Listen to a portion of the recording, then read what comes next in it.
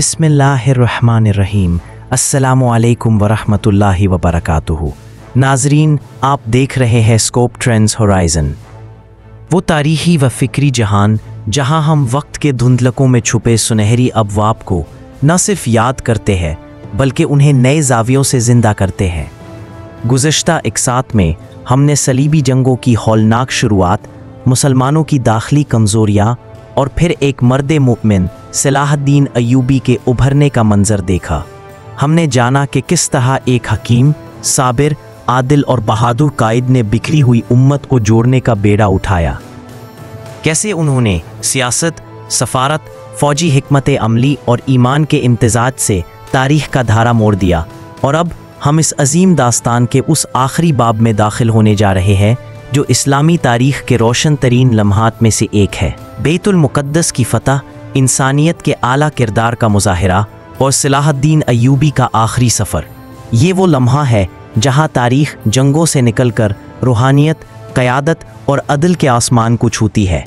1187 का साल, मुहर्रम उल हराम का बाबरकत महीना। शाम और फ़लस्तीन की फ़ज़ाएँ तपते सूरज और जंग के आसार से भरी हुई थीं।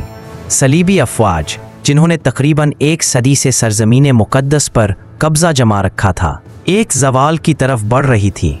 हतीन का मार्का वो मकाम था जहाँ सलाहुद्दीन अय्यूबी ने अपने ईमान, नज़्म व ज़ब्त और गैर मामूली जंगी हिकमत अमली के ज़रिए सलीबी ताकत को ज़मीन बोस कर दिया। ये कोई मामूली जंग न थी, इसके पीछे बरसों की तैयारी, दुआ, सब्र और इत्तेहाद का जज्बा कार फरमा था। ये मार्का सिर्फ मैदान में नहीं जीता गया, ये मुसलमानों के दिलों में इत्तेहाद की आग भड़काने, उनकी बिखरी सफ़ों को एक मरकज़ पर लाने और दुश्मन को हैरान कुन हिकमत अमली से घेरने का नतीजा था।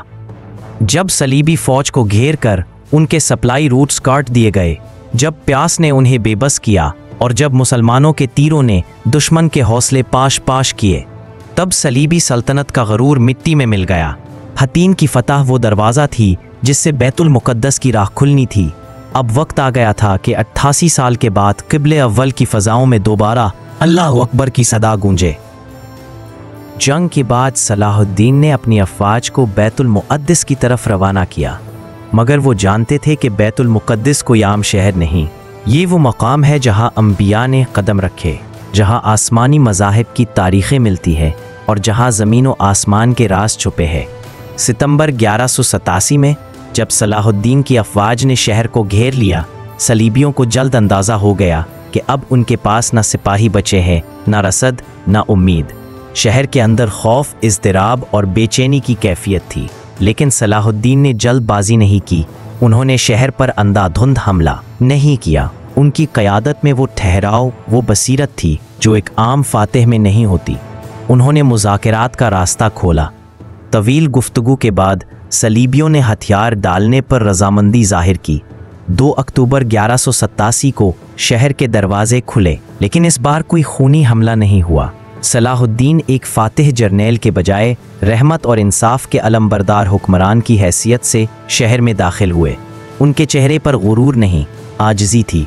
उनके हाथ में तलवार के साथ कुरान की तालीमात का परचम भी बुलंद था। जब सलीबियों ने बैतुल मुक़द्दस फ़तह किया था 1099, तो उन्होंने इस मुक़द्दस शहर को क़त्ल व गारत का मंजर बना दिया था। तारीख़ बताती है कि उन्होंने हज़ारों मुसलमानों को ज़बह किया, औरतों और बच्चों को भी ना बख्शा, हत्ता के ईसाइयों और यहूदियों को भी जुल्म से दोचार किया। गलियाँ खून से भर गई थीं। लेकिन जब सलाहुद्दीन ने शहर फ़तह किया तो तारीख़ का दहारा पलट गया।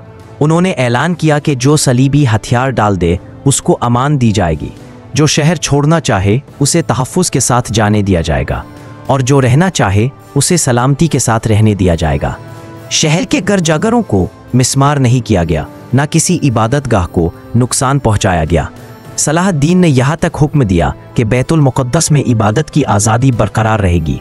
इनके दुश्मनों ने भी तस्लीम किया कि उन्होंने ऐसा आदिलाना रवैया दिखाया जो इस ज़माने के किसी फातिह में नहीं देखा गया था। यूरोपी मुअर्रिख़ आर्नल्ड ऑफ टायर लिखता है, सलाहुद्दीन ने ना बदला लिया ना इंतकाम। उन्होंने ऐसा रवैया अपनाया जिसने दुश्मनों के दिलों में भी उनकी अज़मत बिठा दी। शहर से निकलते हुए सलीबी ख़वातीन, बच्चे और ज़ईफ़ अफराद को मुसलमानों ने पानी, सवारियाँ और तहफ़्फ़ुज़ फ़राहम किया।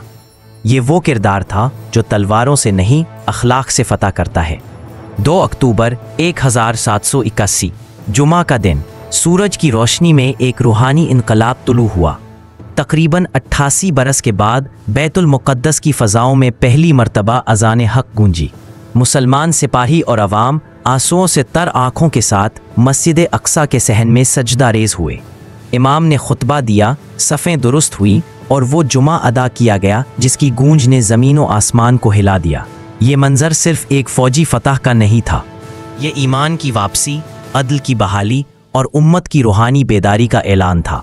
बैतुल मुक़द्दस की दीवारें, दरवाजे और फ़ज़ाएँ गवाह थीं कि जुल्म व जबर के बाद जब अदल आता है तो कायनात खुद झुक कर सलाम करती है। फ़तह के बाद सलाहुद्दीन ने महल्लात नहीं बनवाए, न मालो दौलत जमा की। उन्होंने अपने बाकी मानदा वक्त को नज़्म हुकूमत, तालीम, अमन और उम्मत के इत्तेहाद के लिए वक्फ कर दिया।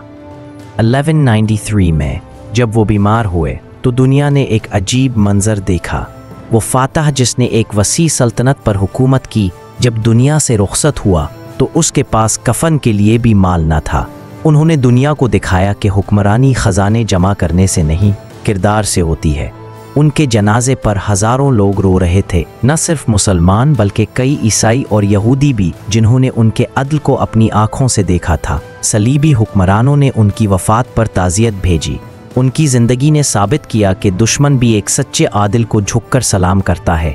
नाज़रीन, सलाहुद्दीन अय्यूबी की दास्तान कोई आम तारीख़ी वाक़या नहीं, ये क़यादत, ईमान और रहम की रोशन मिसाल है। उन्होंने उम्मत को दिखाया कि एक सच्चा कायद वो होता है जो जंग जीतने के बाद भी इंसाफ का दामन ना छोड़े और दुश्मन को भी अपनी शराफत से मुतासिर कर दे। आज जब हम बैतुल मुक़द्दस और आलम इस्लाम की तारीख़ पर निगाह डालते हैं तो हमें एहसास होता है कि ऐसे कायदीन सदियों में पैदा होते हैं। उनकी मीरास सिर्फ किताबों में नहीं, दिलों में जिंदा रहती है। वो मीरास जिसने अजान को दोबारा क़िब्ले अव्वल में बुलंद किया। ये थी सलाहुद्दीन अय्यूबी बैतुल मुक़द्दस की वापसी की फाइनल एपिसोड। अगर आपको ये सीरीज़ पसंद आई तो स्कोप ट्रेंड्स होराइजन को सब्सक्राइब करें, वीडियो को शेयर करें और कमेंट्स में हमें बताएं कि अगली तारीख़ी सीरीज़ किस मौजू पर देखना चाहते हैं। अल्लाह हाफिज़, फ़ी अमानुल्लाह।